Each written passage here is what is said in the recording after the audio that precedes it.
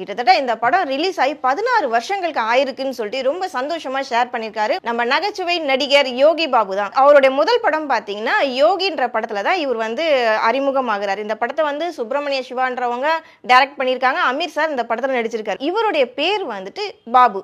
இந்த படத்தின் மூலமா அறிமுகமானதுனால யோகி பாபுன்னு தன்னோட பேரை மாத்திக்கிட்டாரு. 16 வருஷமா இண்டஸ்ட்ரியில தமிழ் இண்டஸ்ட்ரியில எந்த அளவுக்கு அவர் கஷ்டப்பட்டு முன்னேறினார்ன்றத ரொம்ப நெகிழ்ச்சியா சொல்லியிருக்காரு. ஆரம்ப கால கட்டத்துல இவருடைய ஹேர் ஸ்டைலா இருக்கட்டும், உருவமா இருக்கட்டும், எல்லாருமே வந்து கிண்டல் பண்ணி இவரை வந்து எந்த சினிமா ப்ரொடக்ஷன் கம்பெனிலையும் அக்செப்ட் பண்ணிக்கலாம். ஒவ்வொரு கம்பெனியா ஏறி இறங்கி இருக்காரு. ரொம்ப கஷ்டப்பட்டு இருக்காரு. அது மட்டும் இல்லாம நிறைய படங்கள்ல சைடு ஆக்டராவும் நடிச்சிருக்காரு. குறிப்பா ஒரு படத்தை பத்தி சொல்லணும்னு பாத்தீங்கன்னா தில்லாலங்கடின்ற படம். இதுல வந்து ஜெயம் ரவி, தமன்னா நடிச்சிருப்பாங்க. இப்போ ஒரு பெரிய ஹிட் கொடுத்த அந்த படத்துலயுமே ஒரு சைடு ஆக்டரா, ஒரு ஜூனியர் ஆக்டரா வந்து யோகி பாபு நடிச்சிருப்பாரு.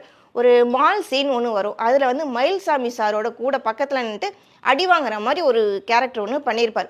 அப்போல்லாம் கூட யாருக்குமே யோகி பாபுனா யாருனே தெரியாது. அந்த உருவத்தை பார்த்து தான் எல்லாருமே இவெல்லாம் இண்டஸ்ட்ரிக்கு வந்துட்டானா அப்படிங்கிற மாதிரி ஒரு ஏளனமாக பார்த்த அதே தமிழ் இண்டஸ்ட்ரி தான் இன்னைக்கு யோகி பாபுவை தவிர்க்க முடியாத நகைச்சுவை மன்னனா வலம் வந்துட்டு இருக்காரு. இவர் நடித்த படங்கள்ல பார்த்தீங்கன்னா ஆண்டவன் கட்டளை, கோலமாவு கோகிலா, லவ் டுடே, அதுக்கப்புறம் கோமாளி. திருப்பி அகைன் வந்து பார்த்தீங்கன்னா ஜெயம் ரவி சாரோட கோமாளி படத்துலலாம் பயங்கரமாக கோமாளி பண்ணியிருப்பாரு, காமெடி பண்ணியிருப்பாரு.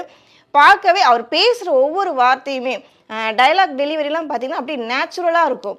போகிற பக்கத்தில் அப்படியே காமெடி பண்ணிட்டு போயிட்டே இருப்பார் யோகி பாபு சார். கோமாளி படத்தில் வந்து பார்த்தீங்கன்னா ஒரு கேரக்டர் ரோலில் பண்ணியிருப்பார். அதாவது ஜெயம் ரவியோடைய ஃப்ரெண்டாக, ரொம்ப க்ளோஸ் ஃப்ரெண்டாக, ஸ்கூல் லைஃப்ல இருந்து ட்ராவல் பண்ணுற ஒரு க்ளோஸ் ஃப்ரெண்டாக வருவார். அவருடைய கேரக்டர்லாம் பார்த்தீங்கன்னா அந்த டைலாக் டெலிவரிலாம் பார்த்தீங்கன்னா இப்போ வரைக்கும் வந்து நம்ம நினச்சி சிரிக்கிற அளவுக்கு ரொம்ப யதார்த்தமாக நடிச்சிருப்பார் அந்த படத்தில்.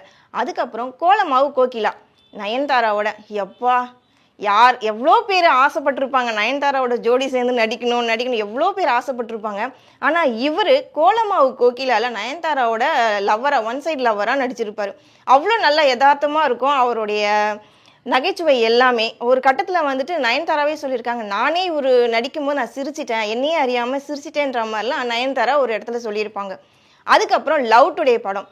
லவ் டுடே படத்துலையும் பார்த்தீங்கன்னா காமெடி சீன்ஸ்லாம் நிறையவே இருக்கும். ஜெயம் ரவி சார் தான் வந்து ரவி மோகன்ட்டு அவரோட ப்ரொடக்ஷன் கம்பெனி ஸ்டார்ட் பண்ணிக்கிறேன். அவரோட ப்ரொடக்ஷன்லாம் தான் வந்து பார்த்தீங்கன்னா ப்ரோ கோடுன்ற ஒரு படத்தை டைரக்ட் பண்ணியிருக்காரு, ப்ரொடியூஸ் பண்ணியிருக்காரு. அந்த படத்தில் யோகி பாபு நடிக்கிறார். நமக்கு ஒரு விஷயம் பிடிக்குது, இந்த இடத்துல நான் வந்துட்டு ஸ்ட்ராங்காக இருக்கணும், என்னை நான் யாருன்னு காட்டணும் அப்படின்னு ஒரு விஷயம் உங்கள் மைண்டுக்குள்ள ஒரு வெறித்தனமாக இருந்துச்சுன்னா எந்த ஒரு தடைக்கல்லாக இருந்தாலும் அது படிக்கல்லாக மாறுன்றதுக்கு ஒரு உதாரணமே யோகி பாபு சார் தான்.